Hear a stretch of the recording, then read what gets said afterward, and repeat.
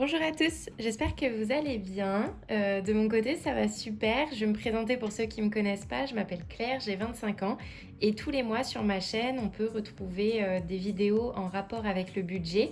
Et c'est pour ça qu'aujourd'hui, la nouvelle vidéo va être le remplissage de mes enveloppes budgétaires de juin 2022 et la définition de mon budget. Si ce genre de vidéo vous intéresse, n'hésitez pas à mettre un petit pouce bleu ou à vous abonner à la chaîne pour me soutenir. Tout d'abord, mon budget mensuel, donc j'ai 3 rentrées d'argent, j'ai mon salaire, j'ai des cours particuliers et j'ai la demi-pension sur mon cheval. Plusieurs m'ont demandé au niveau des cours particuliers comment j'avais réussi à les trouver. En fait, j'ai posté une annonce sur Le Bon Coin en disant que je donnais des cours particuliers, en donnant mon secteur, en donnant mes tarifs, mes disponibilités. Et franchement, habitant proche de Bordeaux, j'ai pas du tout eu de mal à trouver des élèves. J'en avais même un petit peu trop et maintenant avec mon emploi etc, j'ai été obligée de ralentir un petit peu tout ça. Pour le mois de juin 2022, j'ai un total d'entrée d'argent de 2005 euros. Sur ces 2005 euros vont s'enlever mes sorties automatiques d'argent qui sont mon loyer qui est à 518 euros. Voilà, je cherche à déménager, je n'en peux plus de mon studio. Je trouve que payer 520 euros par mois pour un studio, c'est trop. Là, j'en ai marre. Ça y est, on a passé le cap là, j'en ai marre. J'ai un cheval, donc je paye une pension tous les mois qui est à 280 euros. Cette pension est divisée en deux, et enfin un petit peu plus qu'en deux, et donc du coup elle rentre dans ma demi-pension et donc dans mes rentrées d'argent. J'ai un abonnement Netflix avec 2 écrans pour mon copain et moi à 13,50 €. Mon copain paye l'abonnement à la salle de sport, moi je paye le Netflix. Ensuite, ma box internet que je paye 21,99 € par mois, mon téléphone 12 €, mon assurance voiture 54,55 €. Comme je vous ai dit dans mes dernières vidéos, j'ai vraiment envie de changer d'assurance voiture. Il faut que je m'y mette. Il faut que je me mette un coup de pied aux fesses et que je m'y mette et que je commence à comparer. Et ensuite, mes frais bancaires à 2,55 €. Ce qui nous fait une sortie d'argent 902,59 € de sortie d'argent. Ensuite, au niveau de mes dettes en cours, donc je n'en ai plus. Il y a quelques mois, j'avais encore un crédit étudiant et à l'heure actuelle, je n'ai aucune dette en cours. On est content. J'espère que ça va pas trop durer quand même parce que j'ai envie d'acheter un appartement et il faut que je prenne un crédit. Mais bon, d'abord, il faut trouver l'appartement. Et donc, cet achat d'appartement, il est repris dans mes économies mensuelles. En effet, j'essaye d'économiser 6 000 €, qui fera mon apport en fait pour acheter un studio ou quelque chose comme ça, pour ensuite le mettre en investissement locatif et commencer à me construire un petit patrimoine. Là, je suis à la recherche d'un appartement. Bien sûr, je vous tiendrai au courant des différentes étapes. Vous pouvez d'ailleurs voir sur ma chaîne, j'ai fait une vidéo parce qu'on avait trouvé un appartement avec mon copain, etc. Enfin, n'hésitez pas à regarder les vidéos de la chaîne si vous voulez en savoir un petit peu plus sur moi et mon mode de vie, on va dire, entre guillemets. Donc sur ces 6 000 €, j'ai déjà réussi à économiser 500 € en comptant l'argent que j'économise au mois de juin.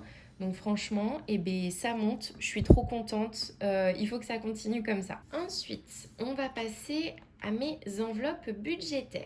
Donc, au niveau de mon budget course alimentation, je me suis prévu 250 €. Au niveau de mon essence, 150 €. On a pour projet le week-end prochain avec mon copain de partir faire une randonnée. Et là, ça y est, le gasoil est repassé à 2 € le litre. On va prévoir un gros budget. Comme vous savez, j'ai changé de travail pour me rapprocher de mon travail et justement réduire cette dépense. Et franchement, je pensais pas que ça serait un aussi bon choix au final, parce que quand je vois le nombre de litres que je mettais par semaine avec le prix de l'essence maintenant, c'est pas possible. C'est pas possible. Ça, je ne le mets pas sur des enveloppes budgétaires, je le garde sur mon compte. Parce que quand je fais mes courses, je fais du drive. Quand je mets de l'essence, je le paye avec ma carte bleue. Donc voilà, tout ça, c'est pas au niveau des enveloppes, mais c'est mon budget. On va pouvoir passer aux enveloppes. Du coup, au niveau de mon enveloppe Noël, j'ai décidé, comme un petit peu tous les mois, d'ajouter 20 €. Donc on est en juin, je mets plus 20 et ça y est, je suis officiellement à 100 euros. 100 euros pour Noël et on n'est qu'au mois de juin. Donc trop chouette, je vais pouvoir gâter mes proches à Noël. Ensuite, au niveau des vêtements, alors j'ai prévu 60 euros. Ceux-là, je ne vais pas les mettre dans mon enveloppe budgétaire. Elle est déjà à 175 euros. J'aimerais bien aller chez le coiffeur. Donc le coiffeur, je pourrais payer en liquide, il n'y a pas de souci. Par contre, au niveau des vêtements, je pense que je vais en acheter quelques-uns sur Vinted, quelques petits trucs qui me plaisent. D'ailleurs, dans les prochaines vidéos, je pense que je vous partagerai mon lien Vinted parce que là, il faut que je mette en vente des affaires et ça pourrait me faire une vraie source de revenus. Et justement, je pourrais vous dire si ça fonctionne ou si ça fonctionne pas. Au niveau de mon appartement, j'ai décidé d'ajouter 30 euros. Ah ouais, quand même. Je me rends compte aussi de la somme que j'ai, plus 30. Vous voyez, ça par exemple, au début, je mettais que 20 euros. Enfin, je monte maintenant à 30 euros par mois. Donc, c'est plutôt hyper chouette. Ce qui me fait, dans mon enveloppe appartement, 120 euros.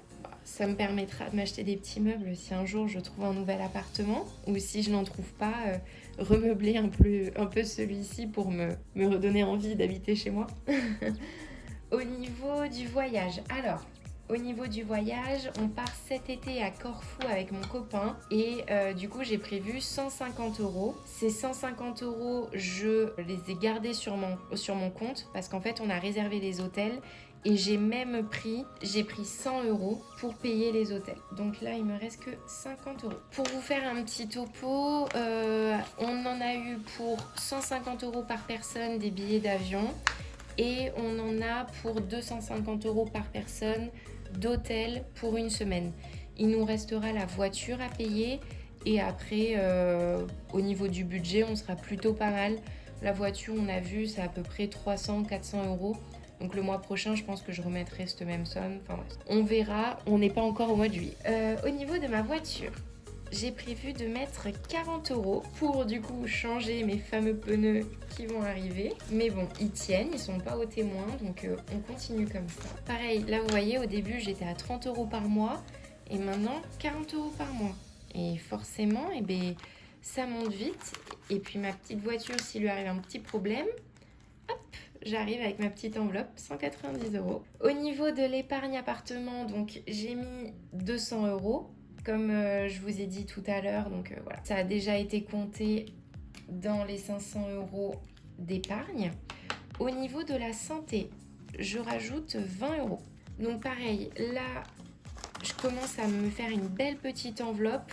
Je pense qu'à partir, quand je serai aux alentours des 200 euros, j'arrêterai de la compléter parce que j'aurai déjà une bonne enveloppe. Donc 80 euros au total sur mon enveloppe santé. Au niveau du divers, on ne change pas les bonnes habitudes, je me fixe 50 euros. Donc pour moi, les divers, c'est un petit peu tout ce qui est sorti. C'est aller boire un verre avec des copains, c'est aller au restaurant. Donc voilà, 50 euros. Clairement, cette enveloppe est vide à la fin de chaque mois. Mais bon, j'ai le droit de me faire plaisir avec des choses diverses. Hein. Au niveau de mon ordinateur, j'ai prévu de mettre 30 euros. Bon, là, pareil. J'atteins enfin les 100 euros plus 30. Et là, pareil, vous voyez qu'avant, je mettais uniquement 10 euros. Ensuite, j'ai réussi à passer à 20 euros et maintenant 30 euros. 100 euros pour mon ordi, on en est encore loin, mais c'est un bon début. Au niveau du cheval, donc j'ai décidé de mettre 50 euros. Ouais, le mois dernier, ma jument, elle m'a coûté une blinde. J'espère que ce mois-ci, ça va un petit peu se calmer au niveau des dépenses parce que c'est compliqué. Donc 50 euros. Et ensuite, pour ma selle, alors il me manque 20 euros qu'il faudra que j'aille retirer. Mais du coup, je me constitue une enveloppe budgétaire pour m'acheter une nouvelle selle d'équitation et j'ai décidé d'ajouter 20 euros. Bon, je peux pas vous les ajouter maintenant. Je le ferai très prochainement. Vous le verrez dans mon bilan. Mais là, ouais, j'ai mal fait mes comptes, donc il me manque 20 euros. Tout ça pour vous dire que combien j'avais de budget global. 2005 moins 903, on va dire, il me restait 1102 euros. Ces 1102 euros, combien j'ai au niveau de mes dépenses d'enveloppe.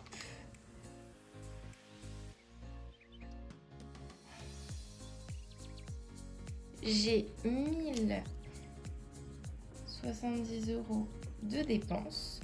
Donc normalement, il me resterait 30 € sur mon compte en banque.